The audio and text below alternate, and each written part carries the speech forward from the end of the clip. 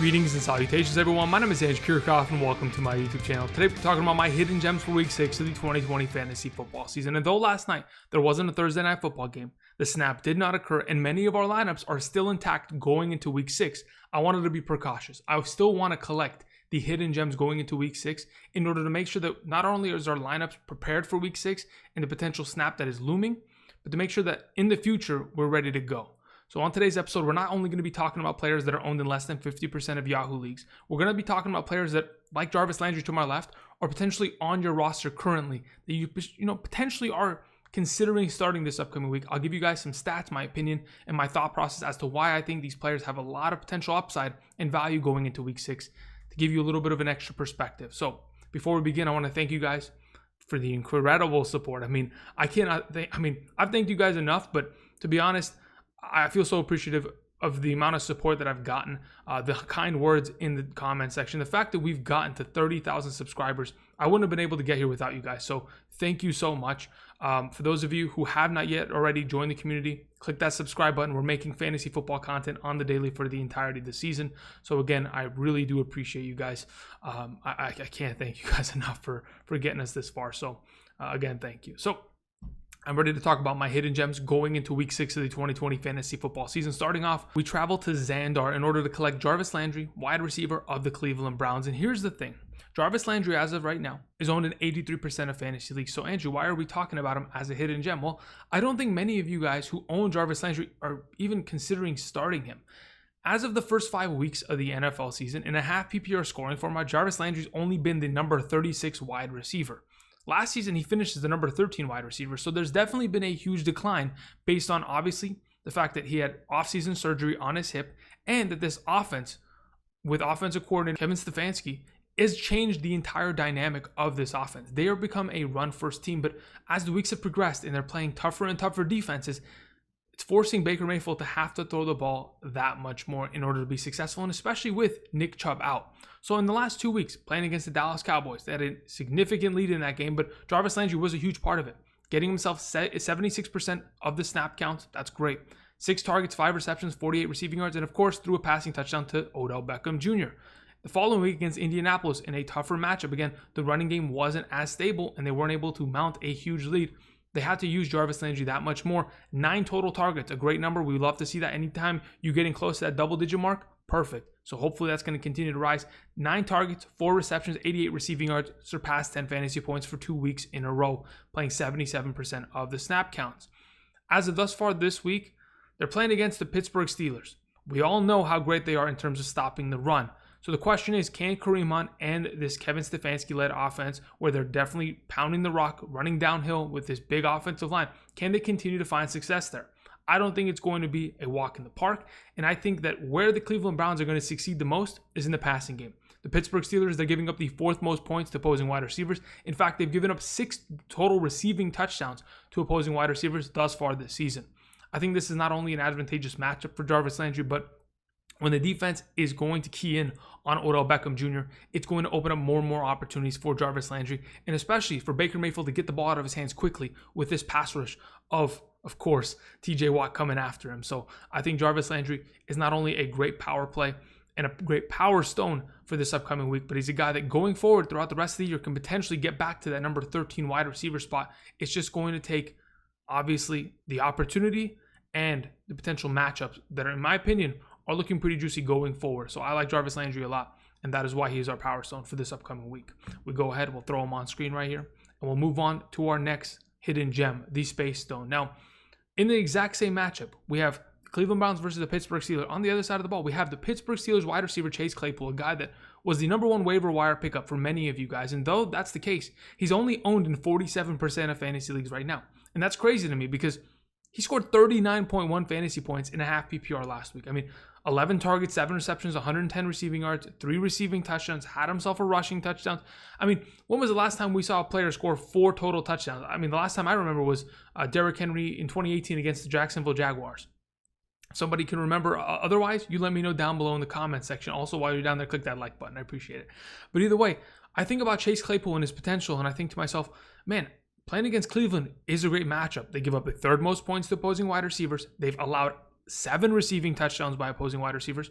And Chase Claypool, over the last couple weeks, has gotten more and more opportunity because of Deontay Johnson's injuries. Now, the thing that I wanted to talk about is the fact that Deontay Johnson is once again out this upcoming week. And as the weeks have progressed, we've saw, of course, Juju Smith-Schuster, James Washington, and Deontay Johnson be the top 3 receivers of this team.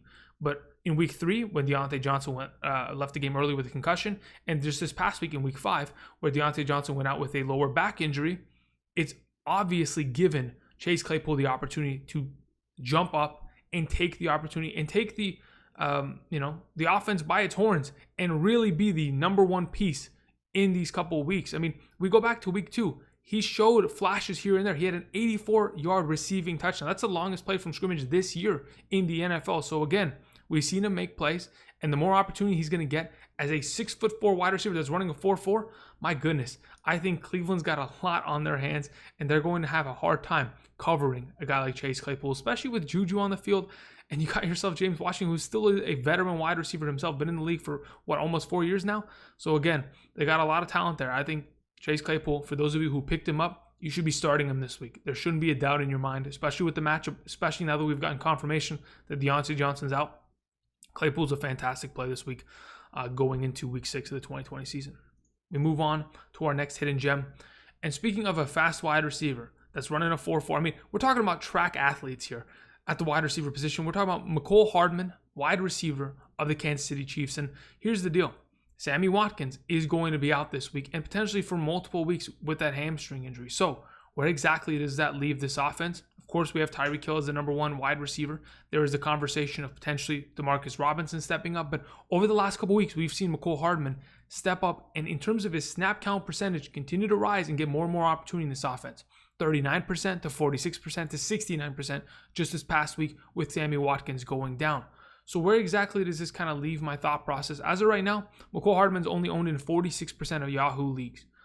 I mean, that's a pretty wide margin, especially if Chase Claypool's owned in 47% of leagues. That means many of you probably already have him in your league. If he's already on your bench, I would consider playing him this week because if we go back and we look at Tuesday night's game of the Buffalo Bills versus the Tennessee Titans, and why we're focusing there is because the Buffalo Bills play against the Kansas City Chiefs this upcoming week. Buffalo's secondary was hurt badly. They were missing some corners there. And of course, Josh Norman, he got himself posterized by Derrick Henry. But I'm talking about Tre'Davious White. I'm talking about other cornerbacks. Matt Milano's still been dealing with injuries. This defense is not fully there. And what the Kansas City Chiefs are probably going to try to come out and do here after losing this past week to an AFC division rival at that, they're going to take on another AFC potential contender this upcoming week in the Buffalo Bills. And I think they're going to be able to drop the hammer on them. I think they're going to send a message similar to the way they did against Baltimore. I expect Mecole Hardman to get more and more looks in this offense. Again, this is a guy that with one play can make his entire week. We go back to the Baltimore game where he had, 6 total targets, 4 receptions, 81 yards and a touchdown. The week after that, 4 targets, 4 receptions, 27 yards and a touchdown. He's getting points. He's getting opportunities. And as long as that continues to come, he's always a guy that you can move around the formation, get him the ball in short yardage situations, even on the ground, and make plays. So again, Mecole Hardman, our hidden gem for this week, because the reality of the situation is that if Sammy Watkins out, Mecole Hardman steps up. We go ahead and we move on to our next hidden gem. We travel to Vormir to go ahead and collect Trey Burton as our soul stone as we sacrifice Mo Alley-Cox. Earlier today, it was confirmed that Mo Alley-Cox, tight end of the Indianapolis Colts, will be missing. And why is that so important? Well, Mo Alley-Cox currently leads the Indianapolis Colts in receiving touchdowns. And in fact, I went ahead and I looked at how many receiving touchdowns other players on the Indianapolis Colts have. And there's only 2 other players outside of Mo Alley-Cox that have scored a receiving touchdown this year. One, Nyheim Hines. When was that accomplished? In week 1. And the other, Zach Pascal. When was that accomplished? Week 2.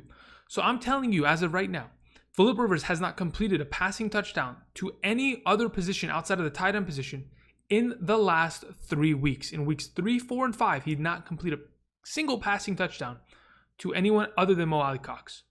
So let that just kind of sink in. Understand the value of an Indianapolis Colts tight end. You might be thinking, well, Jack Doyle's there, Andrew. Well, Jack Doyle's been back since week 2.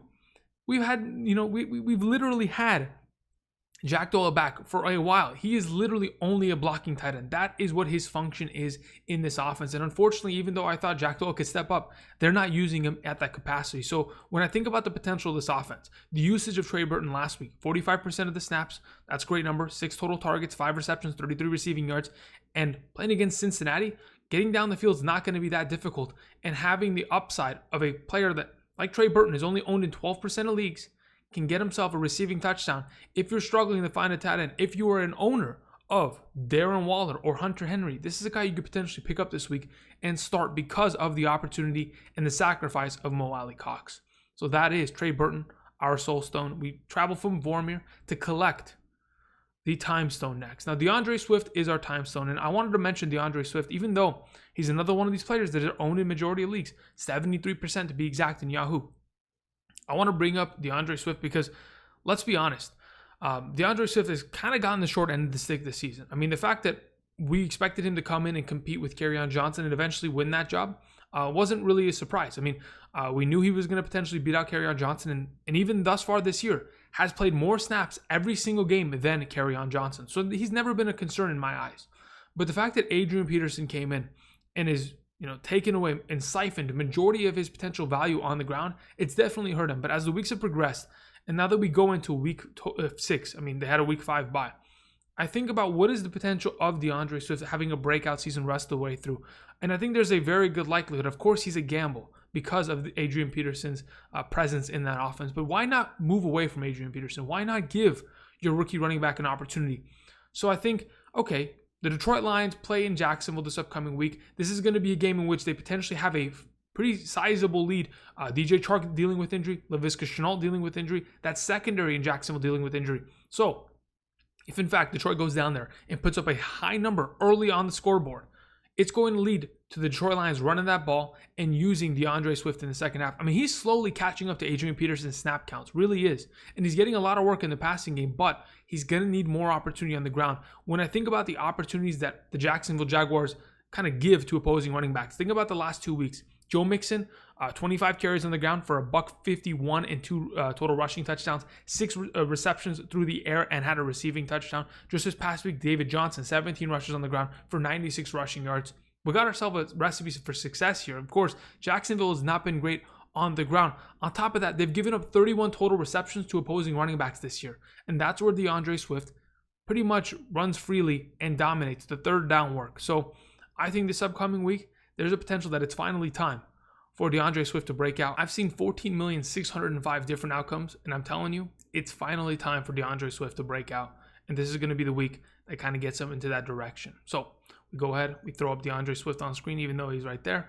And we move on to our final hidden gem for this upcoming week. It is Travis Fulgham, wide receiver of the Philadelphia Eagles. Now, I think Travis Fulgham having a 13 target, 10 reception, a $152 in a touchdown week this past week against Pittsburgh is very impressive. And that's a reason why I like Jarvis Landry so much. I mean, that passing defense for Pittsburgh has not been great. But the fact that he put up 26.2 points, playing 78% of the snaps, and has been a guy that has practically come out of nowhere, is something that I kind of wanted to key in on. I went and I watched a little bit of film on Travis Fulgham last week, and honestly, every single time he was going out for routes, Carson Wentz was looking in his direction. He's a guy that he continues to look towards every single down, and there's a reason why he was able to accumulate double-digit, not only targets, but receptions, because the ball was there on time and consistently going in his direction. I mean, sure, as of this moment in time, Travis Fulgham is probably available, only owned in 28% of leagues, a guy that could have been picked up during the waivers, but maybe was ignored because you thought, you know what? They play against Baltimore. It's not a great matchup. Why would I invest? This is not only about investing into a player against Baltimore, but potentially about investing in his future this upcoming season. Alshon Jeffrey's been out for 6 weeks. He's out this week. Deshaun Jackson is an old man. He's probably not coming back this year, and even if he does, he's 1 week and he's gone. Greg Ward is still in that offense. Great.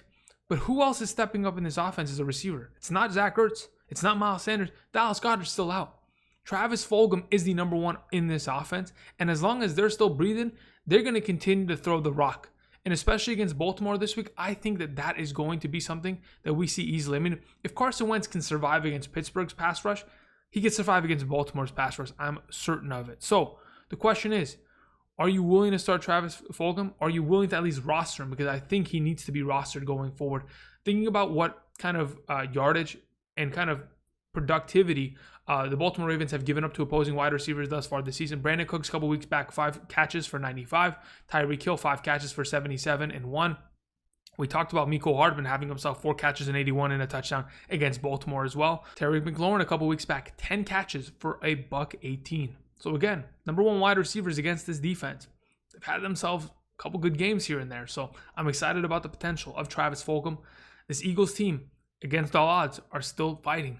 I mean, they've got a lot of heart, and I respect that. And I think, obviously, the story of Travis Fulgham is powerful enough in its own. But again, I think that there is a very good likelihood that Travis Fulgham continues to have value. So we throw him on screen here, and those are our hidden gems. So let's go ahead and review them right now. These are our 6 hidden gems for week 6 of the 2020 fantasy football season. Of course, we have Jarvis Landry as our power stone.